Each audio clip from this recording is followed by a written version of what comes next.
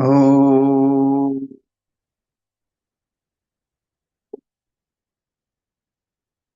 विश्वानि देव सवितर्दुरितानि परासुव यद्भद्रं तन्न आसुव। ओम शांति शांति शांति। वसुदेव सुतं देवं कंसचाणूर्यमर्दनं देवकी परमानंदं कृष्णं वंदे जगद्गुरुं। श्री सद्गुरुदेव भगवान की जय। प्रस्तुत श्रीमद् भगवद गीता का 18वां अध्याय और श्लोक क्रमांक 10वां चल रहा है।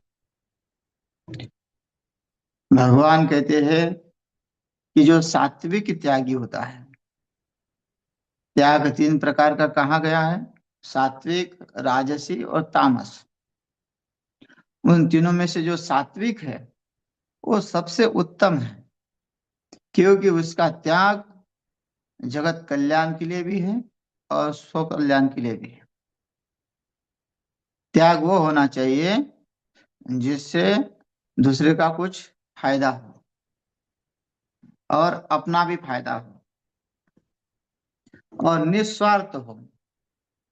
जिसने जैसे हमने हमने जो वस्तु छोड़ी, वो उस वस्तु में हमारा ममत्व नहीं हो, या वो वस्तु हमें याद ना आए कि हाँ मैंने इस वस्तु को किसी को दिया था। कोई भी वस्तु हो, भूमि हो, मंदिर हो, जो भी आदमी स्व इच्छा से देता है, वो धर्म कार्य स्व इच्छा से करता है और उसका स्मरण नहीं रखता, उसी को त्याग कहते हैं। और उसी को बुद्धिमानी भी कहते हैं। न द्वेष्ट कुशलम कर्म कुशलेनानुसज्जते त्यागी सत्व समाविष्टो मेधावी छिन्न संशयः। अकुशलम कर्म, जो निंदित कर्म है, या कोई किसी की बुराई कर रहा है, या कोई बुरा है, वो उसमें कोई दखलंदाजी नहीं करता। इस संसार में क्या होता है, क्या नहीं होता है, वो उसमें ध्यान नहीं देता। वो केवल अपने कर्मों में ही ध्यान देता है ना। अपना काम छोड़ के दूसरे के ही काम में माथा लगाते हैं लोग। ऐसा होता है, वैसा नहीं होना चाहिए था, इसने ऐसा नहीं करना चाहिए था। जो देश संभाल रहा है और उसको सिखाते हैं कि उसने ऐसा करना चाहिए।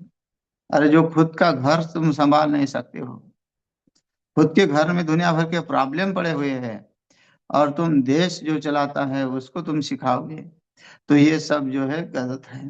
लेकिन जो महापुरुष होता है वो दोनों में भी दखलंदाजी नहीं करता है। वो सिर्फ प्रारब्ध के अनुसार चलता है कि जो प्रारब्ध में है वही होगा। प्रारब्ध से ना अधिक होता है, ना प्रारब्ध से कोई कम होता है। ऐसा विचार व्यक्ति जो है मेधावी होता है। तो जो प्रारब्ध के अनुसार ही अपना कार्य समझता है। तो जो प्रारब्ध के अनुसार होता है, तो हमें किसी की गलती नहीं देखेगी, है, देखेगी नहीं गलती। बुरा देखना मैं चला, मुझसे बुरा ना कोई। जो दुर्योधन को कहा कि जाओ अच्छे लोगों को देखने के लिए कहा कि जाओ अच्छे लोगों को देख के आओ, उसको कोई अच्छा ही नहीं मिला। धर्मराज को कहा जाओ बुरे लोगों को देख के आओ, और धर्मराज को कोई बुरा ही नहीं मिला। क्यों? क्योंकि जिसके जैसे गुण होते हैं वह वैसा ही होता है। इसलिए सात्विक गुण को प्राप्त करने के लिए जो परमात्मा का आश्रय लेकर परमात्मा के सन्निकट रहकर, संतों के सन्निकट रह के ही वो सात्विकता प्राप्त होती है। तो यहाँ यही कहते हैं, अकुशलम कर्म न द्वेष्टि। वो अकुशल कर्मों के साथ द्वेष नहीं करता। कोई गलत हो रहा है, हाँ, ऐसा नहीं कि भाई समझाएंगे नहीं। कोई बीड़ी पी रहा है तो उसका उसको समझा सके। द्वेष का मतलब ये नहीं है कि अरे ये बीड़ी पी रहा है, अरे ये शराबी है, इससे दूर रहो, ये नहीं। बीड़ी पीने वालों को समझाएंगे भाई ये मत करो, शराबी को समझाएंगे शराब पीना बेकार है, शराब के बारे में, शराब के जो बुराई है, शराब के जो अनर्थ है, उसके बारे में बताएंगे, लेकिन उस शराबी का तिरस्कार नहीं करेंगे। जो हम तिरस्कार करते व्यक्तियों का, जो समाज में जो जाति भेद इतना बढ़ गया है, उस जाति वादियों ने जो है सनातन को खोखला कर रखा है। ये द्वेष है ही नहीं। द्वेष तो उसके कार्य का, जो मतलब उसके कार्य को समझाओ कि तुम्हारे कार्य ये नहीं है ना। जो जिसका कार्य है वो कार्य करे। भगवान तो ये कहते हैं कि सब कामयी हूँ, ब्राह्मणों से मुखमासित बाहु राजभ्यम कृता उरु तद्वश्य पद्भ्याम शूद्रो जायत। अब पैर का कार्य चलना है, तो वो क्या पैर क्या बुद्धि लगाएगा क्या? मुख का कार्य है वेदों को मंत्र को बोलना। इसलिए ब्राह्मण का अर्थ क्या है? ब्राह्मण का अर्थ यही है जो बुद्धिमान है, या फिर जो विद्या है वही ब्राह्मण है। तो वो ये नहीं सोचते। वो केवल आज तो इतना भारत में ये जो जातिवाद का एजेंडा हो रहा है, अच्छा सब सनातनी ही है, लेकिन एक दूसरे की टांग खींचने वाले, तुरंत उसको बदनाम करने, संतों को बदनाम करने में भी कोई कसर नहीं छोड़ते। हाँ, अगर नेताओं के थोड़ा विरुद्ध बोल जाए कोई संत, तो नेता लोग जो है तुरंत कोई ना कोई मीडिया का सहारा लेके उसका दुष्प्रचार कर लेते हैं। तो ये देखिए, ये सात्विकता कब आएगी इनमें? तो ऐसे इसमें दखलंदाजी नहीं करते संत महात्मा, जो है चल रहा है ठीक है, लेकिन कहने का अर्थ ये है कि द्वेष क्या होता है? द्वेष वही जो द्वेष नहीं करते, अकुशलम कर्म से द्वेष नहीं करते हैं। भाई जिसका कर्म है वो कर रहा है, नहीं ना। रोहिदास जी जो है अपने चप्पल सिलाने का काम करते हैं, तो चप्पल सिलाने का काम कर रहे हैं, तो उससे क्या वो लोग द्वेष करें? वो सत्पुरुष लोग दोष द्वेष नहीं करते। इसलिए तो मीराबाई ने भी उनको गुरु मान लिया। उसके कर्म, हाँ कर्म अगर गलत थे, कोई कार्य गलत, तो उसको समझाओ। तो अकुशल कर्म जो है उसका द्वेष नहीं करते हैं, चाहे कोई भी कर्म कर रहा हो। अ, कई लोग अ, गलत जगह पे जाके भी वहां शांत रहते हैं, तो वही है बुद्धिमानी। अकुशल कर्म से द्वेष नहीं करते, अकुशलम कर्म न द्वेष्टि। कुशल कर्म में आसक्त नहीं होते।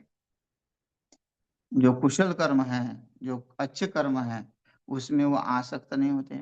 भाई कर रहा है तो कर रहा है, नहीं तो क्या होता है, जो बेकार कार्य कर रहा है उससे हम द्वेष कर रहे हैं, और जो अच्छा कार्य कर रहा है उसमें हम राग कर रहा है, राग कर रहे हैं, उसमें हमारा प्रेम है, चलो ये हमारा आदमी है, ये हमारा व्यक्ति है, ये पूजा पाठ वाला है ना, ये हमारा व्यक्ति है। और जो पूजा पाठ नहीं करता वो हमारा नहीं है। तो ये क्या हुआ? ये संतों में दोनों ही बराबर है। जैसे भगवान को दोनों ही बराबर है, वृक्ष को दोनों ही बराबर है, आकाश को दोनों ही बराबर, अच्छा बुरा दोनों ही बराबर, नदी को दोनों भी बराबर है। नदी ये नहीं कहती है कि जो दुष्ट व्यक्ति है वो मेरे से जल न पिए, केवल मैं अच्छे को ही पिलाऊंगी। वैसे संत महात्मा का है। संत महात्मा किसी में ना द्वेष देखते हैं, ना द्वेष देख के किसी का तिरस्कार करते हैं, ना किसी के अच्छे कर्म होने से उसमें आसक्त होते हैं। वो अनासक्त हो जाते हैं, आसक्त नहीं होते हैं। इसलिए कुशले न अनुसजते, वो आसक्त नहीं होता है। और सत्व समाविष्ट छिन्न संशय, और शुद्ध सत्व गुणों से युक्त जो पुरुष है वो संशय रहित होता है। सबसे बड़ा है संशय। अगर हमारा सिद्धांत फिट नहीं है, तो हम डोलमोल है ना। हमको पता होने के बाद भी कई लोग हमारे बुद्धि में लोग गलत फहमी फैला देते हैं और फिर हमें संशय में डाल देते हैं कि सही है कि बुरा है ना। जैसे किसी बोला है, महापुरुष संशय, ये कहे कि महापुरुष में संशय नहीं करना चाहिए।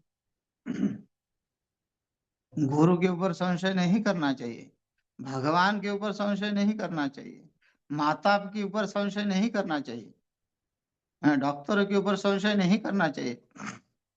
इससे किसकी हानि होगी?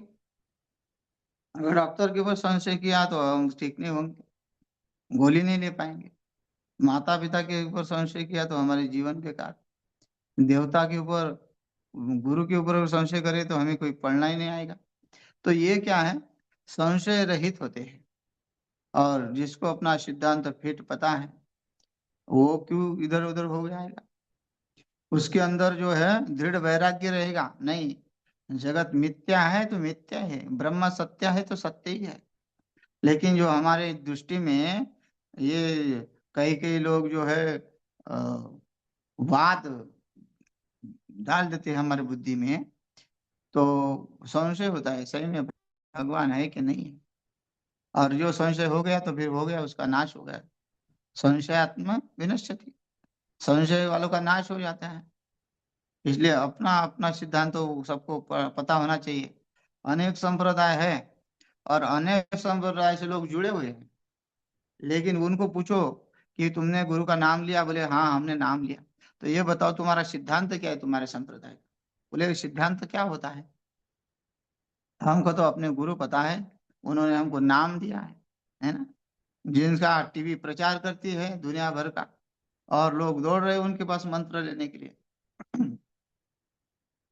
जो मंत्रों का बाजार बनाते कि आओ हम सामूहिक मंत्र दे रहे हैं, गुरु दीक्षा इस तारीख को शुरू होने वाली है। अब बताओ, अरे पहले लोग अधिकारी देखते थे मंत्र देने के लिए। मंत्र जो है पहले सेवा लेते थे, देखते थे, परखते थे, उसके अनुसार मंत्र मिलता था। लेकिन आज सामूहिक मंत्र दीक्षा देने जा रहे हैं। चले बनाओ दुनिया भर के, फिर उन्हीं चलो को पूछो। अच्छा उन्हीं फिर वही चले जो है बदनाम करने में पीछे नहीं हटते। वो संशय करते हैं गुरु के ऊपर, हाँ गुरु जी के ऊपर किसी ने आरोप लगा दिया तो वही संशय करते, अरे ऐसे ही होंगे।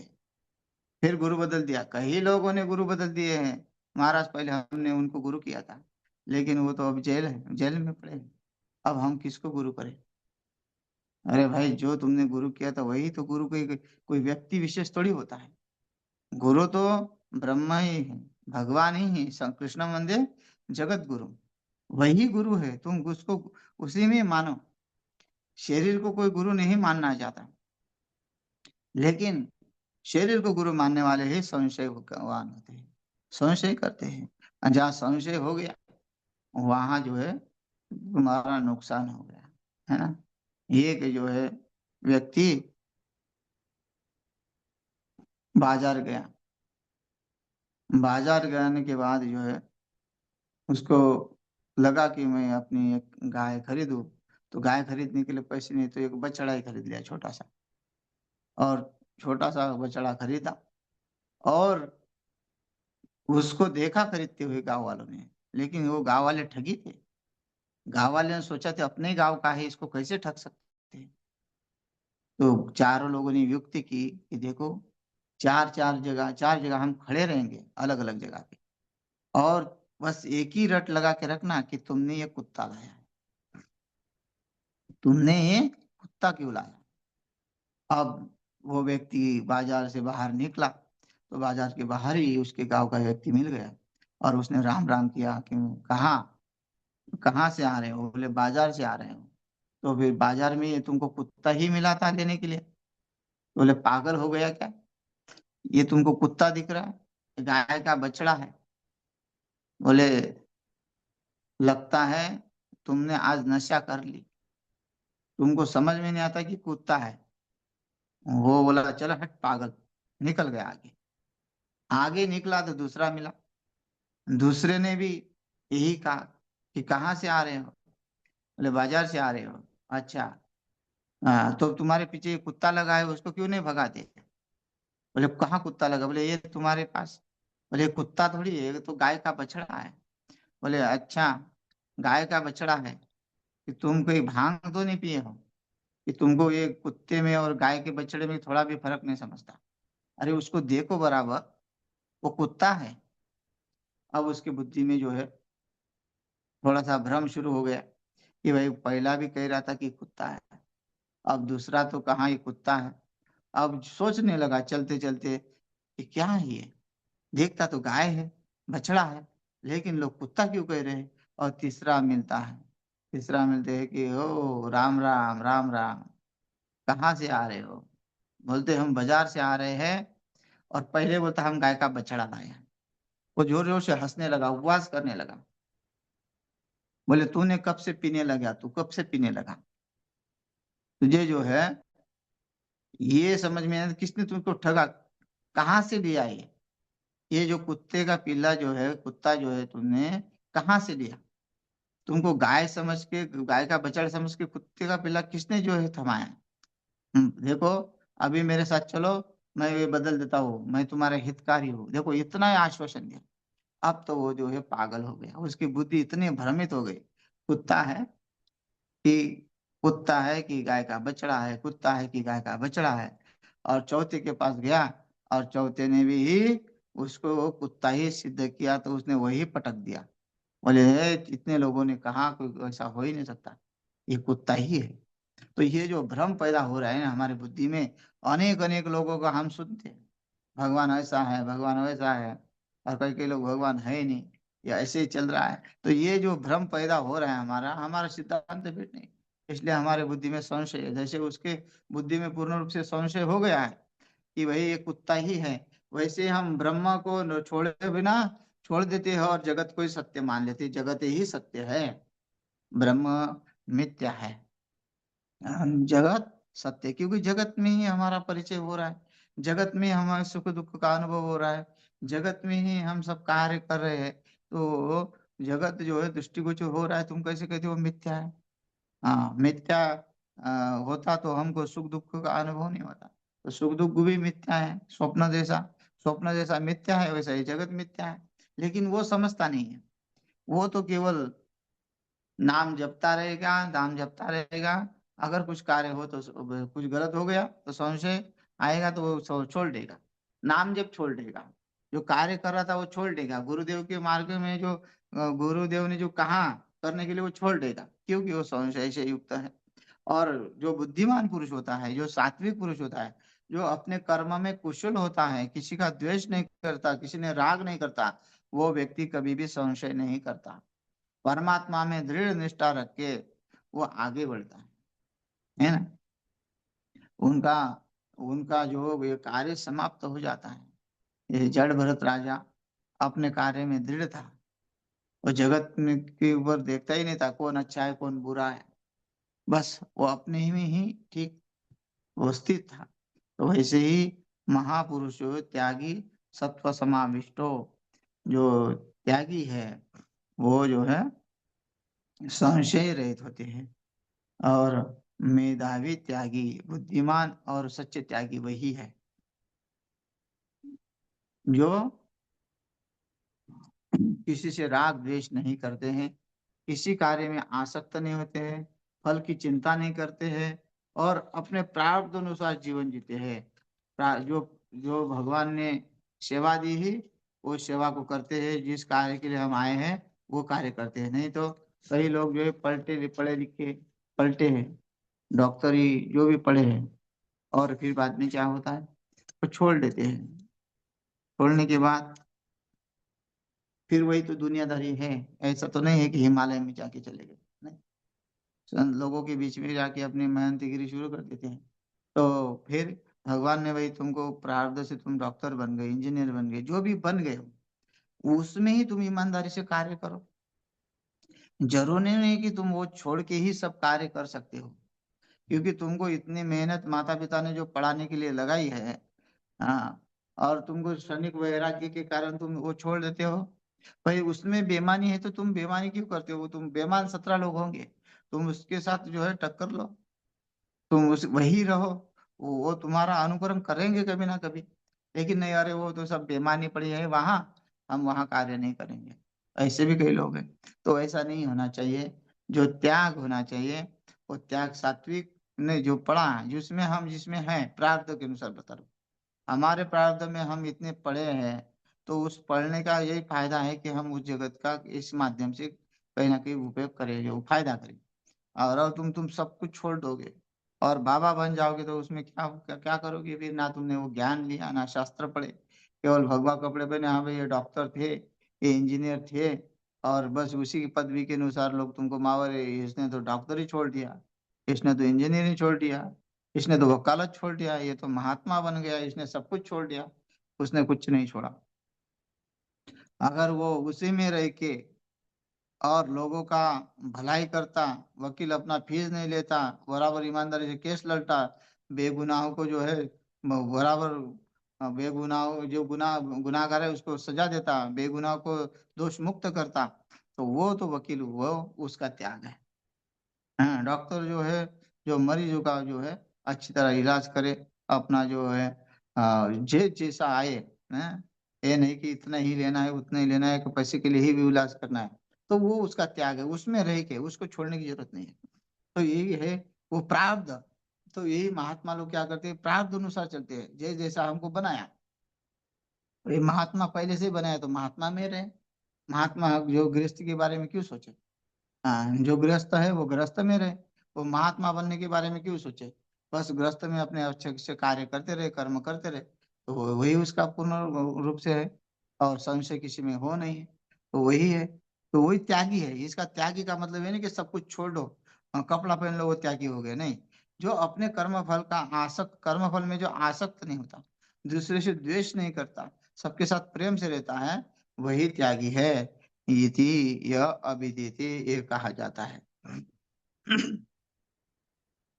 अब यहाँ जो है कहते हैं,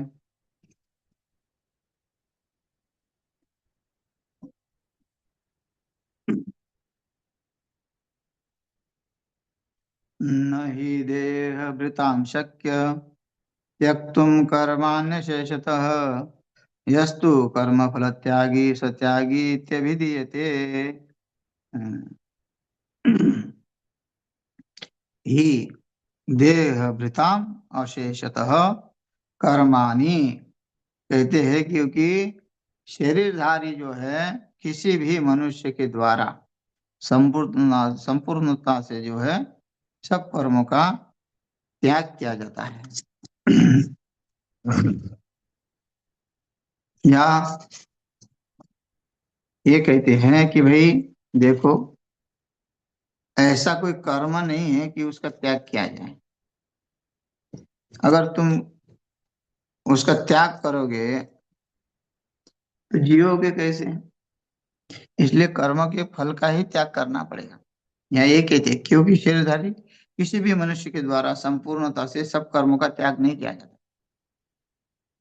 है ना। कर्मों का त्याग अगर हम कहेंगे, सन्यासी दीक्षा में कहते हैं कि कर्मों का त्याग हो गया। कर्मों का त्याग का मतलब क्या है? कि यज्ञ दान तप कर्म, ये जो कर्म है वो आप संकल्प से नहीं कर सकते। जैसे यज्ञ दान तप, यज्ञ दान यज्ञ आदि कर्म जो है, दान आदि जो कर्म है, जो संकल्प करके किया जाता है, वैसे वो सन्यासी वो त्यागी नहीं कर सकता। लेकिन उसके कर्म ये नहीं है कि उसने दान देना है, उसने यज्ञ करना है सन्यासी का, लेकिन वो यज्ञ करवा सकते हैं, क्योंकि वो उसको कर्म, अब वो करता नहीं है, अ, वो कराने वाला हो गया है।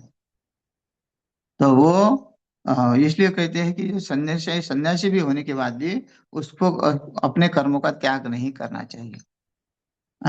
जहाँ रहे वहाँ धर्म की चर्चा करें। धर्म के चर्चा के बिना और कोई चर्चा न करें। राजनीति की चर्चा न करें। क्योंकि राजनीति वाले, हाँ, अगर तुमको कोई पूछता है, पूछने आता है कि महाराज हमको क्या करना चाहिए, तब तो हम जो है उसका जवाब दे सकते हैं। लेकिन बिना पूछे ही अपना जो है मत जो है उनको बोलना या उनको समझाना व्यर्थ है। तो यही वो कर्म हमारे नहीं है। हमारे वो कर्म कौन से है? केवल यही है, यज्ञादि कर्म जो है, नाम आदि कर्म जो हम इस शरीर से निष्काम सेवा जो भी मिलती है हमको, उस निष्काम सेवा को हमको लेना है। देखिए है कि निष्काम सेवा करना बहुत कठिन होता है। यहाँ हर कोई व्यक्ति अ, फायदा सोचता है कि हमें इससे क्या फायदा होगा। आश्रमों में भी अभी यही स्थिति हो रही है कि मुझे जिससे फायदा होगा मैं उसी को रखूंगा। ऐसा नहीं कि वो धर्म कार्य नहीं कर रहे हैं, कर रहे हैं।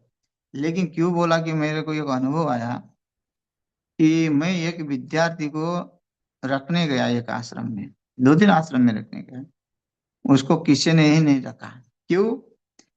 क्योंकि वो संस्कृत विद्यालय का विद्यार्थी है, महात्मा नहीं है। और विद्यार्थी किसी काम के नहीं होती, इनकी सोच है। विद्यार्थी के लिए सोचते हैं कि अगर ये सुबह स्कूल चला जाएगा तो हमारा काम कौन करेगा, या फिर हमारे पास कौन पढ़ेगा। अगर हम विद्यार्थी ऐसे रखेंगे तो ये ये कार्य, देखिए ये बहुत बड़ी महत्वपूर्ण बात है कि ऐसा भले ही वो आचार्य है, आचार्य ब्रह्मचारी को पढ़ा भी रहे हैं, नाम नहीं लूंगा किसी का मैं, ब्रह्मचारी को पढ़ा रहे हैं, बड़ा आश्रम है। लेकिन वो ऐसे एक दो विद्यार्थी नहीं रख सकते जो विद्यालय वाले, जो संस्कृत विद्यालय वाले, हाई स्कूल वाले नहीं, जो विद्यालय में पढ़ने जा रहे हैं रोज डेली, उनको रखने में कोई तैयार नहीं है।